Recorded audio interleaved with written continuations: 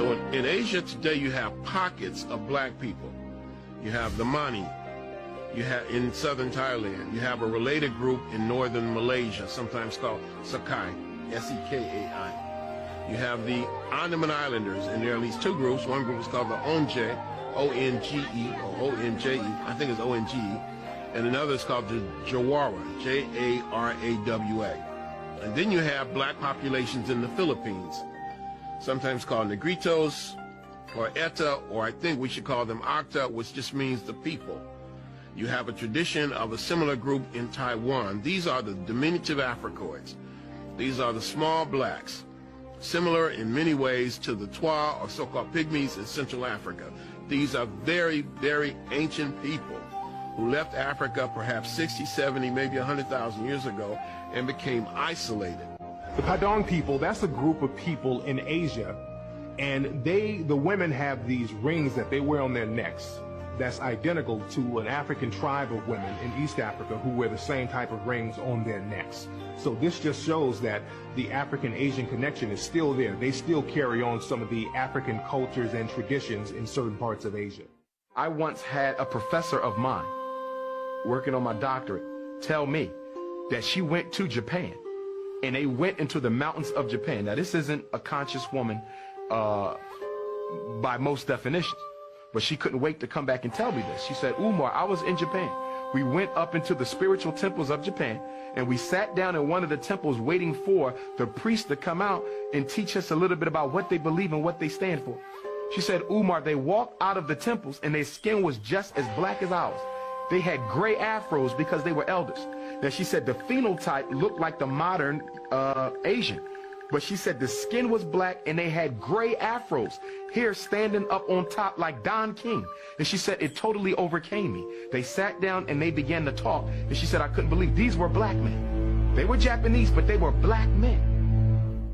When you read the European philosophers, what did they say? They often said that Africa had two great civilizations, Egypt in the north and Asia in the south. The white man said this. So they often, in ancient times, Asia was considered a part of Africa or Africa's second civilization. They said that you go to Asia and it's nothing but a carbon copy of Africa because it was settled by the Africans. A lot of people don't know that there are pyramids all over Asia, and there are pyramids in China, in Japan. They have an underwater pyramid that a lot of people don't know about, and you can go there now, and that's one of those ancient mysteries. But again, pyramids are all over the planet. And when I walked around Indonesia, I saw people like jet black, dark. I ran into a couple of people with afros. I saw one Asian brother, full-blooded Asian guy with an afro, and I had to stop him. I said, brother, where are you from? And the brother was like, I'm from here, right here in Indonesia. So that African presence, that African phenotype is still throughout Asia to this day. Look at the Buddha's hair. No Chinese person's hair looked like that. The Buddha has knotty hair. Every time you see the Buddha, his hair is knotted. Just a thought. There's a painting called the Nambam painting of the Portuguese when they first go over to Japan. And when you look at this painting, the painting was made in around sometime in the 1500s, and it was the first eyewitness account of what they saw. Many of the Asian people there were dark-skinned, and half the people who were supposed to be Portuguese were dark-skinned. There's a tradition begun by a man named Alexander Francis Chamberlain, at least in April 1914, in a publication called the Journal of Race Development. And I can quote him almost exactly. And he says, and even in far-off Japan, we can find traces of the ancient Negro. For when the Japanese armies in the 8th century, now here I'm paraphrasing, when the Japanese armies in the 8th century were fighting their traditional enemy, the Ainu, they were led by a famous Negro general named Sakanoye Tomomiraro. And this man became the first shogun in Japanese history.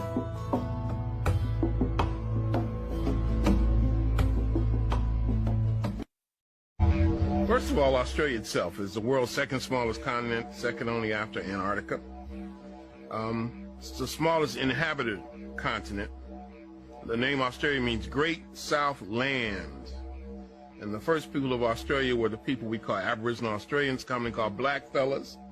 And of course you have different names, the Koori, the Guri, the Noongar, and various names. The people of Australia, originally Australia was an African land. In fact, in European documentation, they considered it an African satellite. When the British came into Australia and began the mass extermination of African people, they were crystal clear who they were exterminating because they said it. And also we know that right off the coast of Australia was an island called Tasmania, a little island off the coast of Tasmania. There are no living Tasmanians in existence right now. You can't find a Tasmanian man, woman, or child because the British systematically exterminated the entire population.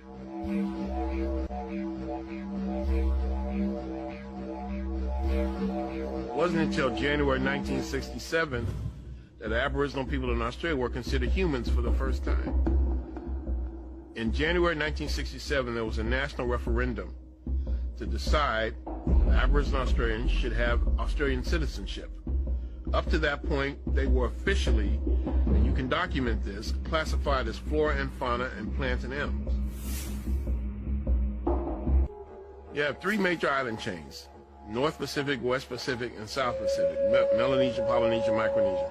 Melanesia is the South Pacific. That means the Black Islands. And the biggest island is New Guinea. Others include New Caledonia, New Ireland, New Britain, Fiji, the Solomon Islands, Vanuatu, which used to be known as New Hebrides. These are the Black Islands. And the people that I've encountered in this part of the world tend to say they come from Africa.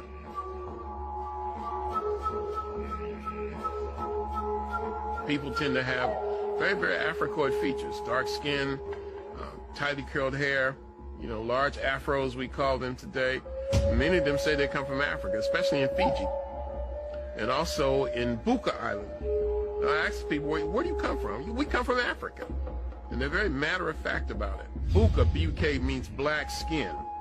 And they have the reputation of being the blackest human beings on earth. So quite naturally, that was where I wanted to lay my head.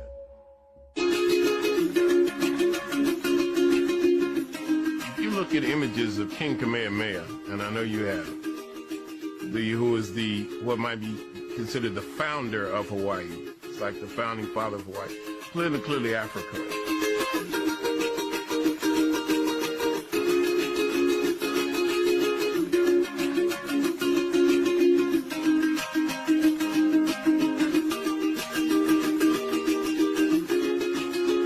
One of the most famous Hawaiians is a guy named Duke Kahanamoku.